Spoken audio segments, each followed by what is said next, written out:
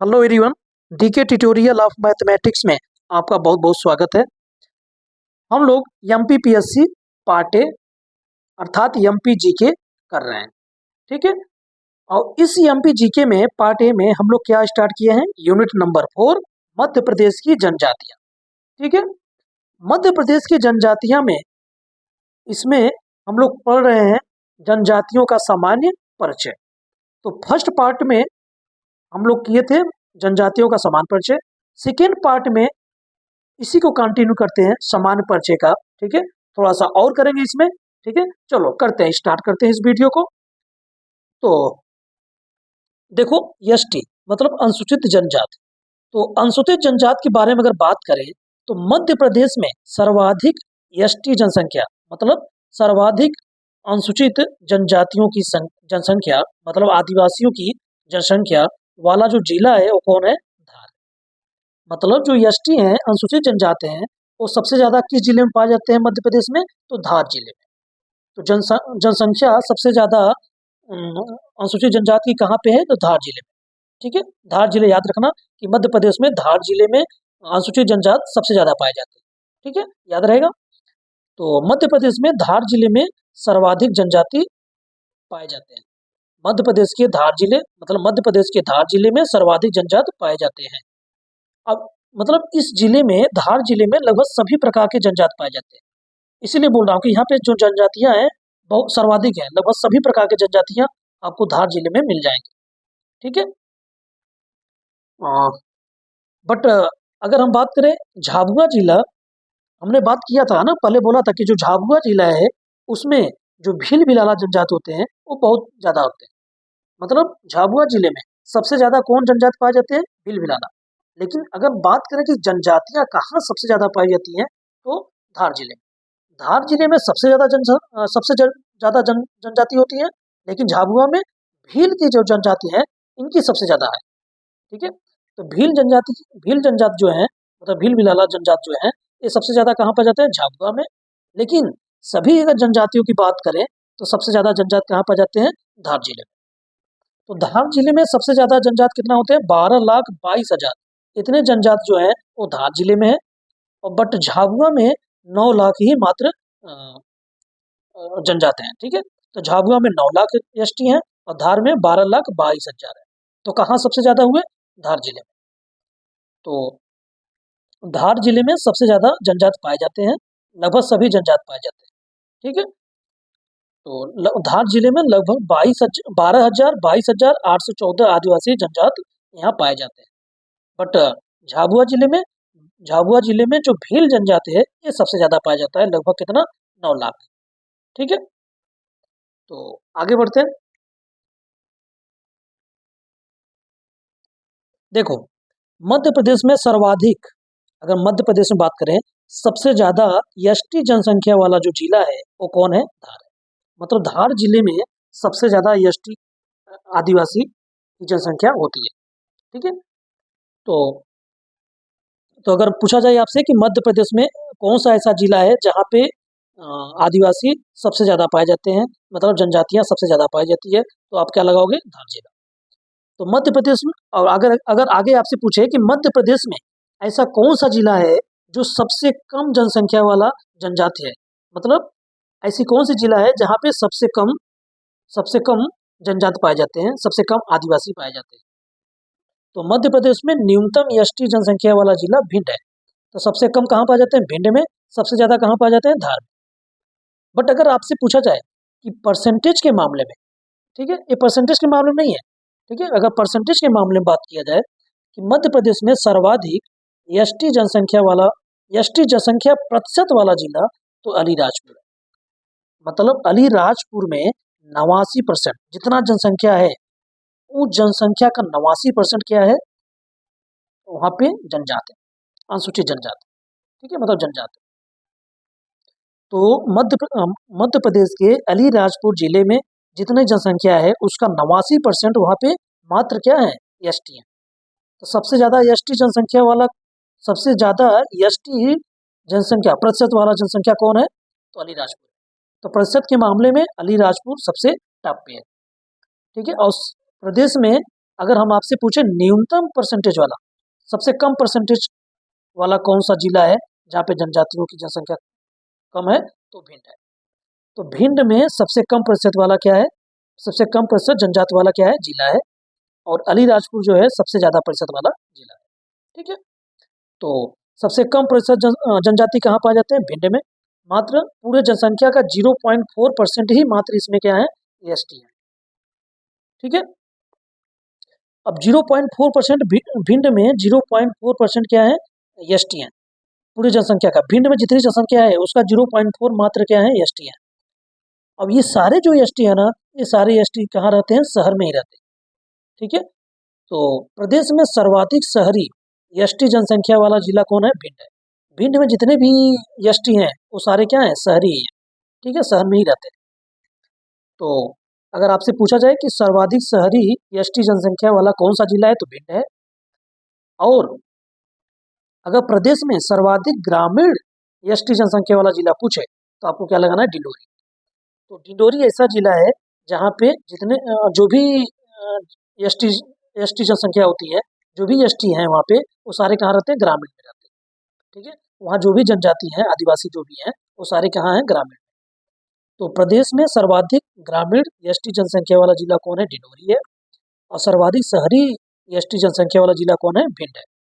ठीक है, और अगर प्रतिशत के मामले में पूछा जाए कि प्रतिशत सबसे ज्यादा कहाँ जनजातियों का है, तो अलीराजपुर में है 89%। और सबसे कम प्रतिशत वाला कहाँ है, 0.4%। और सर्वाधिक जनसंख्या पूछा जाए कि सर्वाधिक जनसंख्या कहाँ है एसटी का, तो धार में है। और सबसे कम जनसंख्या कहाँ है, तो भिंड जिला में। ठीक है, अब आगे देखो, आगे कि एसटी जनसंख्या का 10 की वृद्धि दर। अच्छा, 10 की वृद्धि दर मतलब ये हुआ कि जैसे जैसे ये है कि 2001 में ठीक है, एसटीओ की संख्या, और फिर 2011 में, ठीक है, यहाँ से लेके यहाँ तक कितना वृद्धि हुआ एसटीओ की संख्या, उसको, ठीक है, 10 साल का डिफरेंस, तो उसको हम 10 की वृद्धि बोलेंगे।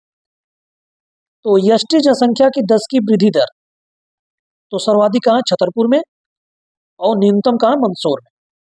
ठीक है, तो एसटी जनसंख्या की जो 10 की वृद्धि दर है वो सर्वाधिक छतरपुर में है, और न्यूनतम कहाँ है, मंदसौर में। ठीक है, सर्वाधिक 10 की वृद्धि छतरपुर में, और न्यूनतम 10 की वृद्धि कहाँ पे है, मंदसौर। ठीक है, यस, ओके, चलो आगे करते हैं। इसको देखो, तो अनुसूचित जनजाति हम लोग पढ़ रहे हैं।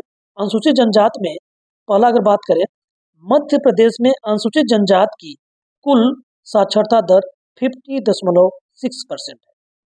मतलब मध्य प्रदेश में, ठीक है, अनुसूचित जनजातियों की जो कुल साक्षरता दर है वो कितना है, 50.6% है। ये मात्र हम लोग अनुसूचित जनजाति की बात करें कि मध्य प्रदेश में कितने ऐसे अनुसूचित जनजाति हैं जिनकी साक्षरता दर कितनी है, तो 50.6% है मात्र साक्षरता। ठीक है, तो मध्य प्रदेश में जो अनुसूचित जनजाति हैं उनकी कुल साक्षरता दर 50.6%। और मध्य प्रदेश में अनुसूचित जनजाति का, यहाँ अनुसूचित जनजाति बोल रहा हूँ, मध्य प्रदेश में अनुसूचित जनजाति का जो लिंगानुपात पूछे तो मतलब सेक्स रेशियो पूछे तो कितना है, 1000 लड़कों पे 984 लड़कियां। ठीक है, मतलब 1000 लड़कों पे 984 लड़कियां। ठीक है, तो कहने मतलब मध्य प्रदेश में अगर अनुसूचित जनजाति का लिंगानुपात की बात करें तो शहरी लिंगानुपात है 1000 पे 956 लड़कियां, 1000 लड़कों पे 956 लड़कियां शहरी लिंगानुपात है। अब ग्रामीण में 1000 लड़कों पे 986 लड़कियां हैं, कहाँ, ग्रामीण लिंगानुपात है। अनुसूचित जनजाति की बात कर रहे हैं। और अगर कुल लिंगानुपात बात करें मध्य प्रदेश में, टोटल कुल मध्य प्रदेश में अगर बात करें ग्रामीण और शहरी मिला के, तो 1000 पे 984 लड़कियां हैं। ठीक है, तो कुल लिंगानुपात है 984, ठीक है, इन 1000। और ग्रामीण की बात करें तो 986, 1000, 956 पे 1000 पे 956 क्या है, शहरी लिंगानुपात। ठीक है, इसका मतलब ये है कि 1000 लड़कों पे 956 लड़कियां, 1000 लड़कों पे 986 लड़कियां, 1000 लड़कों पे 984 लड़कियां जो है मध्य प्रदेश का कुल लिंगानुपात है अनुसूचित जनजाति का। ध्यान दीजिएगा, अनुसूचित जनजाति के बारे में बात कर रहे हैं। अब देखो, मध्य प्रदेश में जो टॉप 5 जनजाति हैं, 5 ट्राइब्स जो हैं उनकी बात करें, जो सबसे ज़्यादा पाए जाते हैं, सबसे टॉप पे है 5। कौन कौन है? पहला है भील, दूसरा है गोंड, तीसरा है कोल, चौथा है कोरकू और सहरिया। ये जो 5 जनजातियां हैं ये मध्य प्रदेश में टॉप पे हैं। ठीक है, सबसे सबसे टॉप पे भील है, फिर गोंड है, फिर कोल है, फिर कोरकू है, फिर सहरिया है। तो भील, गोंड, कोल, कोरकू, सहरिया। कौन जनजात? भील है, गोंड है, कोल है, कोरकू है, सहरिया है। ठीक है, देखो मध्य प्रदेश में अनुसूचित जनजात की 10 की वृद्धि दर, जो मध्य प्रदेश में अगर अनुसूचित जनजात की 10 की वृद्धि दर की बात करें तो 2001 से लेकर 2011 तक तो कितना हुआ? 25.2%। ठीक है, तो 10 अनुसूचित जनजात की जो 10 की वृद्धि दर है वो कितना है? 25.2% है। 2001 से 2011 तक कितना है? 25.2% है। ठीक है, और देखो मैं बात कर रहा था, ठीक है, मध्य प्रदेश की टॉप 5 ट्राइब्स, मध्य प्रदेश की 5 सबसे बड़ी जनजातियां। पहला कौन है? भील है, दूसरा गोंड है, तीसरा कोल है, चौथा कोरकू है और सहरिया। भील जो है वो कितना है? टोटल 39%। मध्य प्रदेश में 39% क्या पाए जाते हैं? भील पाए जाते हैं। और गोंड 33%। ठीक है, 33% जो है गोंड होते हैं, गोंड है मध्य प्रदेश में। और कोल जनजाति है वो कितना है? 7.62% कोल है। और कोरकू 4.7% जो है वो कोरकू है। और सहरिया 4.1% जो है वो सहरिया। ठीक है, तो सबसे सबसे ज्यादा परसेंटेज किसका है? भील का। तो भील जो है सबसे बड़ी जनजाति है ना। और गोंड इसके बाद कौन है? दूसरी सबसे बड़ी जनजाति कौन है? गोंड है, फिर कोल है, फिर कोरकू है, फिर सहरिया है। ठीक है, तो सबसे बड़ी जनजातियां मध्य प्रदेश की 5 सबसे बड़ी जनजातियां कौन है? भील, गोंड, कोल, कोरकू, सहरिया। सबसे टॉप पे भील है, फिर गोंड है, कोल है, कोरकू है, सहरिया। तो अगर आपसे पूछा जाए कि मध्य प्रदेश में सबसे बड़ी जनजाति कौन सी है तो भील जनजाति है। कितना है? 39%। फिर दूसरे नंबर पे गोंड है, तीसरे नंबर पे कोल है, फिर कोरकू है 4.7%, फिर सहरिया है 4.1%। अब इनको याद कैसे करोगे? तो इनको याद करने का एक ट्रिक है कि बिजी हूँ अभी कॉल करता हूँ शाम को। क्या हूँ? बिजी हूँ अभी कॉल करता हूँ शाम को। बी के मतलब भील, जी के मतलब गोंड, कॉल का मतलब कोल और करता करता का मतलब कोरकू, शाम का मतलब सहरिया। तो इनको ऐसे याद कर सकते हो।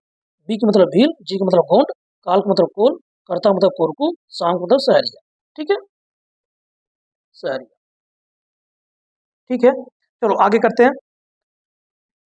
देखो मध्य प्रदेश में कुल आदिवासी मतलब अनुसूचित जनजाति की कुल साक्षरता दर कितना है? 50.6% है। इसकी बातें हम लोग कर लिए हैं।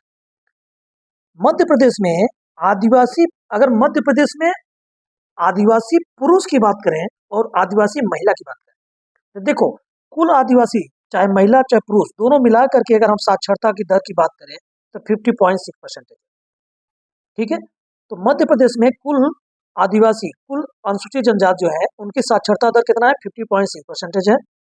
मध्य प्रदेश में जो आदिवासी पुरुष की साक्षरता दर है वो 59.6% है। और आदिवासी महिला की साक्षरता दर 41.5% है। तो पुरुष की साक्षरता दर 59.6% है और आदिवासी महिला की साक्षरता दर 41.5% है। ठीक है, तो कुल आदिवासी की साक्षरता दर 50.6%, आदिवासी में पुरुष की साक्षरता दर 59.6%, आदिवासी महिला की साक्षरता दर 41.5%। ठीक है, इनको अच्छे से याद करना। ठीक है, आगे करते हैं। देखो अगर आगे बात करें कि मध्य प्रदेश में सबसे छोटी जनजाति, मतलब मध्य प्रदेश में सबसे छोटी जनजाति कौन सा है? तो सबसे छोटी जनजाति कौन है? कमार। ठीक है, ये जो कमार है ये सीधी जिला में पाए जाते हैं। ठीक है, तो कमार कहाँ पाए जाते हैं? सीधी जिला में पाए जाते हैं। और कमार जो है ये सबसे छोटी जनजाति है। ठीक है, मध्य प्रदेश में सर्वाधिक आदिवासी साक्षरता वाला जिला, मतलब ऐसा कौन सा मध्य प्रदेश का जिला है जहाँ पे आदिवासी सबसे ज्यादा पढ़े लिखे हैं? तो बालाघाट जिला जो है, यहाँ पे जो आदिवासी हैं, जो आदिवासी जनजाति हैं, अनुसूचित जनजाति जो यहाँ पे है वो सबसे ज्यादा पढ़े लिखे हैं, मतलब साक्षरता उनकी सबसे ज्यादा है। कहाँ पे? बालाघाट। और न्यूनतम आदिवासी साक्षरता वाला जो जिला है वो अलीराजपुर है। मतलब अलीराजपुर जिला एक ऐसा जिला है जहाँ पे जो आदिवासी हैं वो बहुत कम पढ़े लिखे हैं, ठीक है, कम साक्षरता वाला जिला, ठीक है जी, ओके। यहाँ पर आदिवासी अनुसूचित जनजाति की बात हो रही है, ध्यान देना। यहाँ पे जो हम बात किए हैं ये अनुसूचित जनजाति के लिए है, कुल नहीं है ना। यहाँ पे मध्य प्रदेश में सबसे छोटी जनजाति कमार है, मध्य प्रदेश में सर्वाधिक आदिवासी साक्षरता वाला जिला बालाघाट है, सबसे न्यूनतम आदिवासी वाली साक्षरता वाला अगर जिला बात करें तो अलीराजपुर है। लेकिन ठीक है, तो यहाँ पे मैंने बोल दिया है कि यहाँ पे जो आदिवासी, यहाँ पे आदिवासी मतलब अनुसूचित जनजाति की बात हो रही है। वैसे तो सबसे अगर बात करें कि सबसे सर्वाधिक पढ़ा लिखा वाला जिला जबलपुर है, सर्वाधिक साक्षरता वाला जिला मध्य प्रदेश की तो कौन है, जबलपुर है। कितना साक्षरता दर है, 81.1% है। लेकिन अगर आदिवासी की बात करोगे तो आदिवासी सबसे ज्यादा कहाँ पे है, बालाघाट, और सबसे कम पढ़े लिखे अलीराजपुर, ठीक है, तो ये लिखा है। केवल आदिवासी की बात करेंगे तो सबसे ज्यादा पढ़ा लिखा वाला जिला, जनजाति वाला जिला बालाघाट है, सबसे कम पढ़ा लिखा वाला जिला जनजाति के मामले में अलीराजपुर है, ठीक है। मध्य प्रदेश की सबसे छोटी जनजाति कौन है, कमार है, जो कि सीधी जिला में पाई जाती है, मैंने बात कर लिया इसकी। अब देखो मध्य प्रदेश में जो सर्वाधिक साक्षर जनजाति है वो कौन सी जनजाति है, जो सबसे ज्यादा पढ़े लिखे होते हैं, तो कौन सी जनजाति है, प्रधान। ये जो प्रधान होते हैं ये सबसे ज्यादा साक्षर है, सबसे ज्यादा पढ़े लिखे हैं, अर्थात सर्वाधिक पढ़े लिखे जनजाति जो होते हैं वो कौन है, प्रधान है, ठीक है। ये जो प्रधान है ये एक्चुअली क्या है, यह गोंड जनजाति की उपजाति है। तो गोंड जनजाति के जो उपजाति प्रधान जो है वो गोंड जनजाति के उपजाति के रूप में आता है, ठीक है, ठीक है। तो जो प्रधान है ये गोंड का एक उपजाति है, गोंड के रूप में ही आता है बट उसकी एक उपजात बन गई है, ठीक है। और ये प्रधान जो होते हैं सबसे ज्यादा पढ़े लिखे होते हैं, पढ़े लिखे होते हैं, मतलब इनकी साक्षरता दर सबसे ज्यादा है, ठीक है, मतलब सबसे ज्यादा साक्षर होते हैं, साक्षर है, ओके। आगे देखो, सर्वाधिक एसटी जनसंख्या वाला 3 जिले, अगर आपसे मैं पूछूं कि वो कौन सा जिला है जो सबसे ज्यादा एसटी जनसंख्या है, जहाँ पे सबसे ज्यादा एसटी जनसंख्या है, मतलब जहाँ पे सबसे ज्यादा अनुसूचित जनजाति पाए जाते हैं, तो पहला है धार, दूसरा है बाड़वानी, तीसरा है झाबुआ। सबसे ज्यादा कहाँ पाए जाते हैं, धार में कितना, 12.22 लाख, और बाड़वानी में 9.62 लाख, ठीक है, मतलब 9,62,000। यहाँ पे 12,22,000 धार जिले में, झाबुआ जिले में 8,91,000। तो सबसे ज्यादा एसटी कहाँ पाए जाते हैं, धार में, फिर उसके बाद बड़वानी में, फिर उसके बाद झाबुआ। झाबुआ में भील सबसे ज्यादा पाए जाते हैं, है ना।